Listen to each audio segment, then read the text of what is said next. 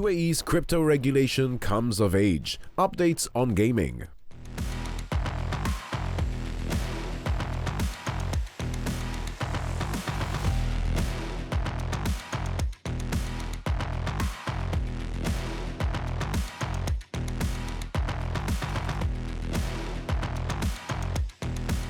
Just quick poll, who's been to Dubai? Raise your hand. Or UAE, I should say. Who's considering doing business there or is doing business there? I like your style. Anyone here?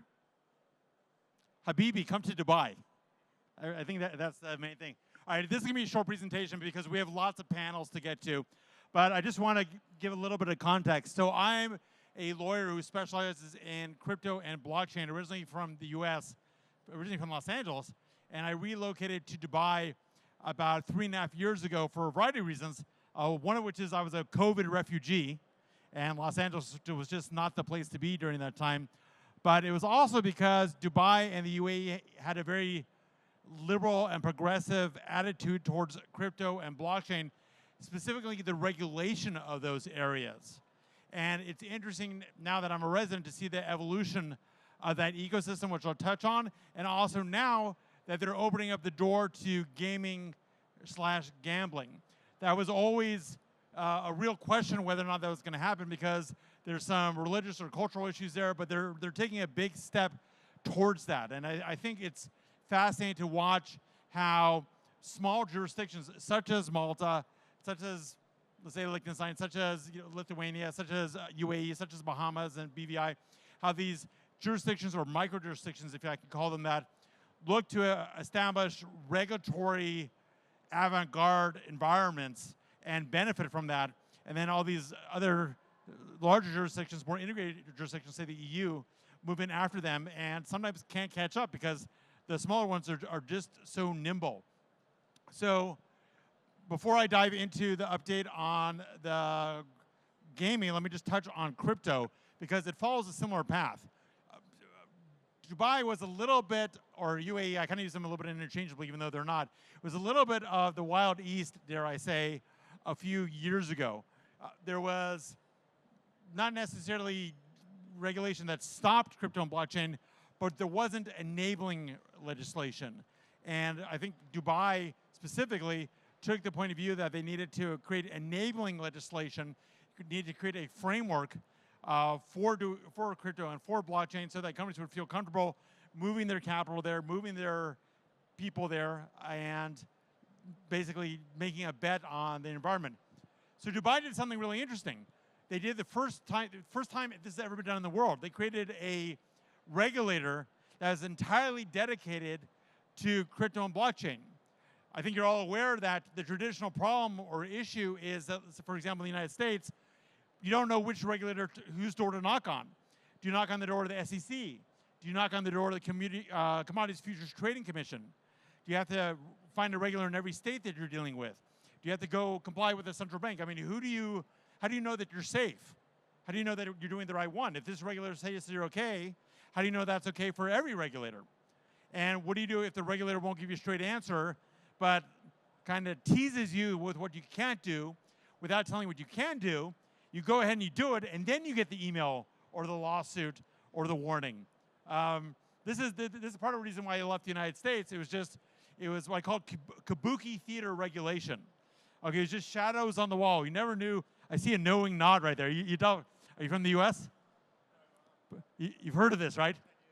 Yeah. So I have a colleague who worked at the FSA in the UK, and he was in the crypto enforcement division. Actually, I don't have that much time, so I'm going to go kind of fast. And that enforcement division wanted people to apply, wanted to collect their money, but basically was setting traps for them. So what Dubai did, which was very clever, is they created a regulator. It's a Virtual Asset Regulatory Authority, VARA, Virtual Asset Regulatory Authority, that sort of seized the field so that if you're doing any sort of crypto operation with the small exception of payments, there's just one regulator to go to, VARA. And you know where you stand because they have rules. They have playbooks, they call them, and they have a licensing process. So you're either licensed or you're not licensed. You either applied or you haven't applied. You're either approved or you're not approved. You know where you stand, and you know whether or not you need to deal with any other regulatory body. And there's some minor exceptions, like if you're doing payments, you have to work with the central bank, which is kind of normal. If you're doing stable coins, for example, you can't just do it under VARA. But there's one door to knock on, and it's been very successful. Right? Dubai is a new destination for, maybe not in Europe because you guys have MICA now, but if you're working in the region, if you're working in Africa, if you're working in the subcontinent in India, everyone's coming to Dubai. Habibi, come to Dubai. It's not just for a fun time, it's to go set up your crypto business and maybe even eventually to issue your tokens. So I think that VARA was a good example for how the UAE, which is a country, Dubai is an emirate. It's inside the UAE, but it's not the UAE. There's separate emirates within the UAE. I think Dubai provided a good example of what a regulator should be on a local level, and then on a federal level, the UAE decided that they want to enable gaming/gambling, which when you think about it is a little bit more of a risky move because traditionally or religiously, blockchain and crypto are sort of in a gray zone when it comes to Islamic law under Sharia, but gaming and gambling are pretty clearly not allowed. Okay, but what they've done is very clever. They've sort of separated Islamic areas from non-Islamic areas. They've created carve-outs. They've been sort of liberal and forward-thinking with their regime. And I think that the reason that the UAE is now moving forward in the gaming and gambling track is because the world is changing. It used to be that Dubai was the only place you could go in the Middle East with low taxes, with regulatory freedom where you didn't necessarily need a local partner, with the free movement of capital, with knowable regimes and English common law courts. But that's spreading now. The other emirates in the UAE have implemented similar structures. Saudi Arabia is opening up. Oman is opening up. Bahrain, Qatar. There's all these new frontiers of regulatory competition, and it's pushing. Every country there is cooperating and competing with every other country, and they're pushing forward to maintain their advantage or to establish their advantage. Okay, so I kind of blew some time on all that. So why would you go to the UAE in general? Why is the UAE so great? Well, it's a strong market. There's a lot of money there. There's a lot of wealth. There's a lot of industry. There's a lot of reliable banking institutions and financial market. It's not your Middle East from 30 years ago. It is a developed country, more developed than many other places we call developed, and it's very comfortable. There's strong quality of life. There's strong physical safety, which is not always the case in other places. If you're a woman, you're safe. If you're a kid, you're safe. I gotta say these days. It's very easy to set up a business there. You can do it within days. Banking accounts take a little bit longer, but you can do it. There's a lot of tech innovation. There's a big play in the UAE and in Dubai to move forward. They want to be the first and the best with everything, whether it's AI or space travel or gaming or anything else. You have regulatory clarity. They have no personal income tax. Did you guys hear that? There's no personal income tax in the UAE. Isn't that nice? It's not nice if you're an American. If you're an American, you're screwed no matter where you go. But you lucky Europeans, except for you poor British people, okay? Dubai is pretty nice. And the corporate tax is 9%. Okay, 9%. Why is it 9%? It's 9% because the lowest corporate tax in the EU is in Hungary, and that's 9%. So they went as low as they could go to match the EU without sticking out, because the nail that rises up gets hammered down. They match Hungary, and if it's okay for Hungary, it's okay for the UAE. Okay, what is the regime in UAE for gaming? There's a new regulator, just like what they did with crypto. It's a long name. They shouldn't have made it this. General Commercial Gaming Regulatory Authority. That's a mouthful. But it's basically, if you want to start gambling or you want to start gaming in the UAE, this is who you apply to. It is an independent regulator, like VARA, like Virtual Asset Regulatory Authority. It is the one door you need to knock on. If you're okay with them, you're okay. There's not 20 other companies or regulators you have to deal with. It is a federal level regulator, and it has the exclusive right to grant licenses and withhold licenses, conduct investigations, and everything else. So you don't have to ask 20 different authorities. Who do you go to? So it's a GCGPA. Okay, and like I mentioned, it has two main areas of competency. There's commercial gambling, which is what you would normally think of, and we'll go into the details. Obviously, casino. Obviously, a lottery. Obviously, horse races. And when I say casinos, online and physical. Okay, it also deals with certain kinds of promotional activities. If you have not necessarily a lottery, but you have a raffle, you all come to Sigma and you earn a chance to win a teddy bear. Theoretically, it's gambling in a way, right? You're paying for a ticket. You're engaging in a game of chance. You may win something. Is that gambling? If you come to Sigma and you pay $100, 100 euros to come in, and you can win a teddy bear, is that gambling? No. Why? Speak loudly or grab the microphone. Okay. I mean, basically, it's so minor. It's so promotional. It's not really a gamble. It's more like, hey, this is fun. I may win a teddy bear. What if you're going to come to Sigma and you can win a Lamborghini? Is that gambling?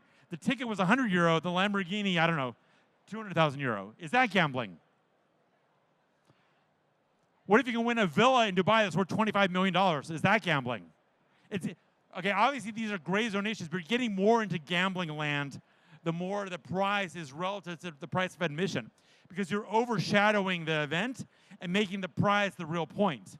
So there's a sort of a facts and circumstances-based inquiry that gets made when you're doing a promotional gambling or wagering. Okay, so what's regulated? What's clearly regulated? Lotteries, internet gambling, sports wagering. If you're gambling on soccer, which is what we Americans call football, if you're gambling on horse racing, okay, that is under the General Commercial Gambling Regulatory Authority. What a mouthful. And land-based gambling, which is just another fancy word for casinos, that falls underneath. Okay, if you are doing these things, you must apply, and I'll wrap it up, you must apply to the regulator in advance. You should not and must not engage in operations first and then come into compliance later. There's some cases where we can apply, be in the licensing process and start some operations. That's the safe way to do that. But you have to do it in coordination with the regulator. Okay, you must have a license or be applying for a license and check with them about what's okay and what's not okay. If it's commercial gambling, you have to do it. All right, there's a whole process, as you can imagine, just like there is with issuing crypto. They do background checks, they need your documentation, they need your bank accounts, you have to pay your application fees, it's all the usual. 20 things that are too much to list here, but if you have a question, you can reach out to me. You need to have a local entity in the UAE. You can't set up an entity in Malta, qualify for a license in the UAE, and start operations. That Maltese entity needs to set up what's called a qualified domestic entity in the UAE, a subsidiary, and that subsidiary qualifies for the license. Okay, they want you to have a local presence. They want you to have skin in the game. Okay, and if you know, I gotta warn you because I'm a lawyer. If you don't comply, if you don't play by the rules, there's not just you'll get banned. It's not just you'll pay money. There are potential criminal penalties to operating a land-based, internet-based lottery, whatever, in the UAE without getting a license. So get a license. Okay, they want you to come. They want you to compete. They want to have this be the new frontier of economic development in the UAE. There's already casinos being built. The Wynn is being built in Ras Al Khaimah. Ras Al Khaimah is one of the Emirates. And the duopoly in the UAE is usually considered to be Abu Dhabi and Dubai. Those are the big brothers, if you like, and you got a lot of little brothers, or big sisters, you got a lot of little sisters. Well, Ras Al Khaimah is making big moves when it comes to crypto and gaming. Okay, and there's a variety of license type. It's not one size fits all. Are you operating the game? Are you a vendor to those game companies? You know, if you're providing the slot machines, are they compliant? You have to get yourself individually licensed if you're a key person, and your employees, just like in Las Vegas, need to get licensed. Okay, I went a little bit over, but I appreciate it. Any time for questions, or should I? No. Okay, thank you.